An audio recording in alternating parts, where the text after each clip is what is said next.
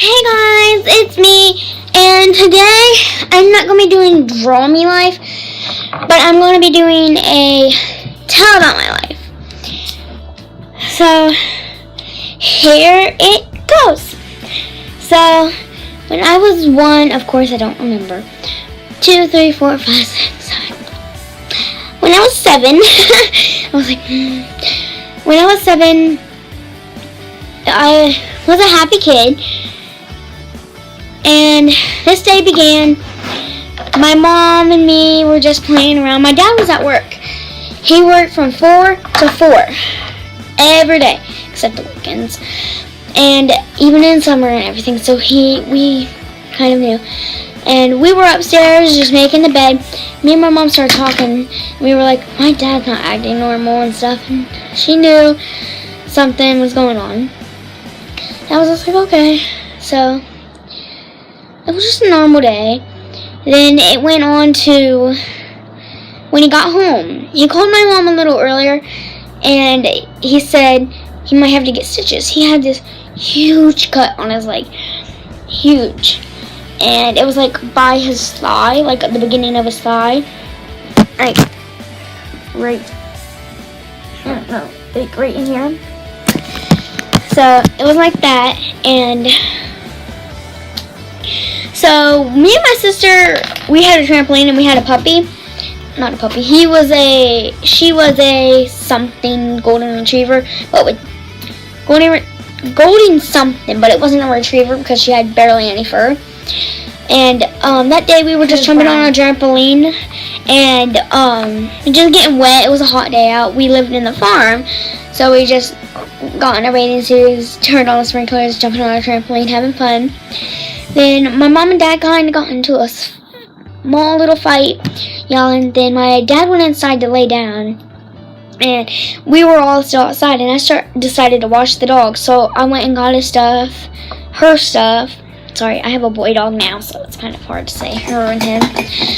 Now, my dad was already inside and everything, and I was outside. My mom came out and said, get your clothes on. We're gonna go and have a picnic. Oh my god. It looks like water sprinkling out, but it's the fan that going around its shadow. I just noticed that. I thought it was water. But yeah, and so I got dressed. My mom was downstairs, and my mom was upstairs. I'm sorry. We had 3 levels. My mom was like in the middle part getting my sister dressed, and I had my bathing suit on, and I thought I would just keep it on. So I put on this cowboy suit that was kind of for a Halloween costume, and it was just really skimpy kind of. And something curious, the gun case was open and guns were laying out with like an open case. And I went downstairs and put my dog in the cage. And something creepy, I never saw my dad. And I'll get on to that. But I want you guys to realize I brought my sister down, putting the dog in the cage. Yeah.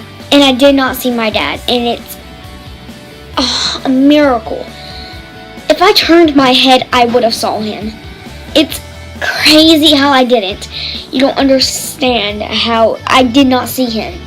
Turn my head, I would have saw him. So I went back upstairs. My mom came down, and she found my dad. My dad committed suicide. He was on his big chair, and he had a picture of my mom and dad and holding it, and shot himself in the heart. And if I turned around, he was like under he was falling out. We had like a beer bar. There was a table, pool table, and his head was kind of laying not under the pool table. So here's the pool table, where's his head, almost under it. And so here's his head, here's the cage, here's where I put him in, here's my sister up on like kind of the stairs right here, and I was putting the dog in. And if I just turned my head to see, I would have saw my dad laying on the ground. And I usually kind of look around. I'm usually like feel something. I've always done that. I don't understand how I didn't see him. God must have prevented me or something. I would have saw him. That would have been traumatizing. So from that day on, I don't remember most of the day. Ambulances came. They gave us stuffed animals to calm us down. Then I got in my uncle's car. We went swimming for the rest of the day, which is crazy. They just took us swimming for the rest of the day. Who would do that? Like, really? But again, my sister was 4 and I was 7, so they just wanted to get us away. So from that day, that's all it was. And we went to his funeral, and normal, very sad for the rest of it. Then a couple years passed. My mom found this guy named Brian, and he was a drug addict and crazy, and he moved in with us. They didn't get married. They were there for about a year. Stop it. She's playing with like one of those games. And one time I got off the bus and there was ambulances there and everything, and my bus driver didn't really care. He just like got me off. He didn't even ask or protect me to stay on or something if something happened. He just was like open the door like regular, which is kind of, I don't know, I just think it's kind of crazy. But I went in, my grandma was there and she was like, Susanna, your mom's hurt. The guy pushed my mom into the table and cracked her head open, and she had to get staples. So yeah, he was abusive, and we had to deal with him for a long time. Then one time I got off the bus again, there were just cops. I got taken away from my mom, and I was disappointed, of course.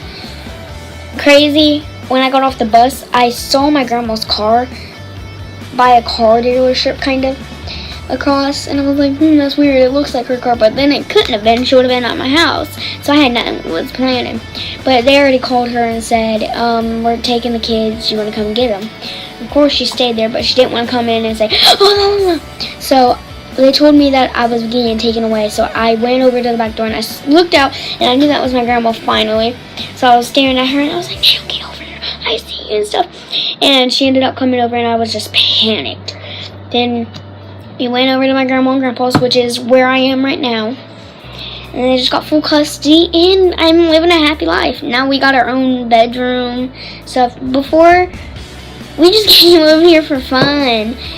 And that bedroom that was next door was a spare bedroom. Spare bedroom's there, and that's where her makeup room was, right there. This was always an office, but now it's her makeup room too. Nothing's really else changed.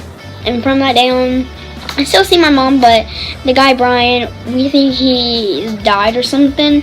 Nobody's heard of him, and last time we kind of saw him, he was on Facebook and had like a gun in his mouth. Yeah, so creepy. But yeah, so we don't know. But we hope we never see him again. But now she's married to his first cousin. Married. And technical reasons, since she's married again, which is my mom. We don't like to admit this, but I do have a stepbrother. 2 of them. I don't know. I never see one of them, but one of them's Dylan, and he's 13. No, wait. He's 15. I'm sorry. I don't know 16. What I mean. No, he's 15. 13. He's 15. Because he told me next year he was going to get his car, so of course he had driver's license, so whatever. Me and my sister were talking. But yeah, and from that day on, we just all been hanging out. They tried, what is that? Okay, sorry. From that day on, we've just been a happy little 4 family, living with my grandparents, and people just kind of think it's weird that I live with them. You just need to talk to me. I am so sorry, this is bugging me so bad. I have a bug bite and it got scratched by my dog. But sorry, I was just realizing. But yeah, from that day on, people don't realize that I'm just a normal kid with a weird, wacko life. It's gonna get even crazier while I grow up. Without a father, of course it is. But I have my grandpa, who's always going to be there for me. And I love him dearly. And my grandma, she just had surgery. That's for another story time. So, it's gone crazy with her. And bye guys. Thanks for watching.